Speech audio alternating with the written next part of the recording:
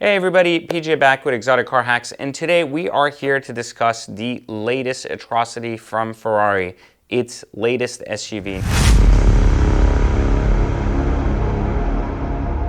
Now, I can't even pronounce the name, so I'm probably not going to be your best bet for my excitement towards the brand. But to start the video, let's talk about all these YouTubers today that are selling out to these automotive manufacturers just to get invited to testing their latest products. How do you feel about individuals who are paid by manufacturers to test out their products and can't say something negative about their brand?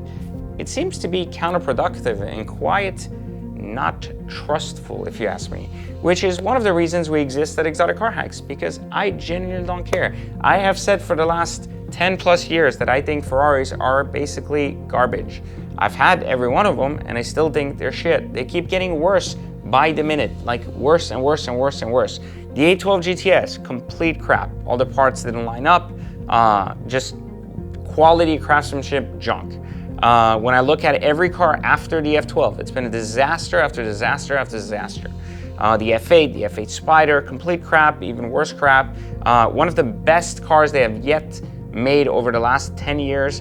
The SF90 was an incredibly well-engineered car, exciting, and they really paid attention to some of the things that didn't work on all the variants before that. And it was exciting as far as which direction they were heading until we saw this SUV. So I have two problems basically with Ferrari making an SUV. The first one is that SUVs are generally mass produced, meaning Ferrari usually looks at the Roma, the Portofino, and then this new ugly SUV as something they're going to create more units of than all the other cars, meaning their special cars, their GTs, SF90s, and so on and so forth are going to be more rare and are going to have less production, but then you're going to obviously expect them to make profits. And so for Ferrari to compete with Lamborghini and the Urus, they're going to have to sell a lot of SUVs. So the first problem I have with this is that it's a mass-produced car by a company who can't even pay attention to the parts of limited edition cars. And I find that to be a problem because even prior to Lamborghini releasing its Urus, its craftsmanship was very top-notch. Its dealer support, very top-notch. And when they brought the Urus and the Urus became a huge success, all of that improved tenfold. They even went better than before.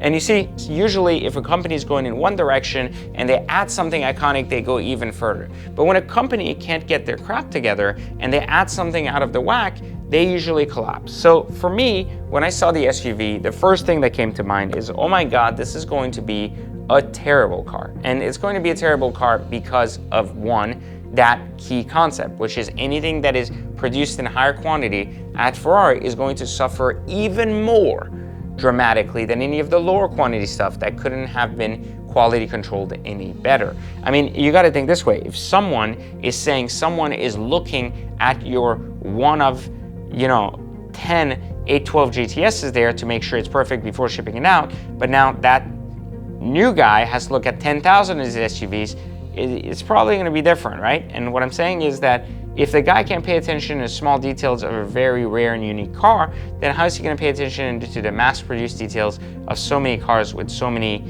issues and so on and so forth? So I think that's the first thing that scared me when I heard Ferrari was making an SUV. But then let's talk about the design a little bit. It's a mix of a Mustang SUV mixed with the front of a Portofino, and it's as if they then had a baby and then it fucked its sister, and somehow that gave you the headlights. So like, it's just atrocious. It's just atrocious for a couple of reasons. One, it's just ugly. I mean, there's nothing to say about it. It's just fucking hideous. There's nothing good about it. Like there's absolutely nothing good about the latest Ferrari SUV. That's my thoughts on the matter. Like nothing. The design is complete shit. Every single angle of it is complete shit. Like that should tell you that like, this is pretty bad when you take a company that was known for making some of the most beautiful cars on the planet to now being the one that just designed the ugliest SUV in existence for a luxury manufacturer. Now, I'd even like to add that I think that the Aston DBX, while not an incredible vehicle, just a very well done car for a very reasonable price, is significantly prettier than this car, even though it's nothing special. I think the Urus is light years ahead of its car in every way. And the problem becomes that when you're Ferrari, you probably become so arrogant over the years, forcing people to go ahead and buy your product in a certain manner, that people eventually get up and don't care. You know, and I think that's happening more and more with Ferrari. And I think that it's going to happen even more with the SUV. People are going to stop caring. Because I think that when Ferrari stopped caring about its customers, I think customers started realizing that they needed to stop caring about Ferrari. And I think that's the core of why this will probably fail in context to how the Urus did, the Bentayga did, and some of these other high-end manufacturers created incredible works of art, brought them out, created the right support, and made it work. Look, the three best exotic car SUVs are the Cullinan, the Bentayga Speed, and of course the Urus. So you have those three. Now introduce something that is going to come from a company that's terrible with quality control and who's going to come into the mix with a design not only 3 years late, but with a design that's subpar to almost just horrendous and should have been made to begin with. So I don't have a lot of hopes for a new Ferrari SUV. I just don't think it's going to get anywhere. But I'm sure at some point, because of how much people will want a Ferrari SUV because they have another Ferrari in the garage, it is going to gain some level of popularity and of course trade over sticker for no reason whatsoever. I think it is absurd. But what's actually interesting about all this is that will the new SUV be hackable?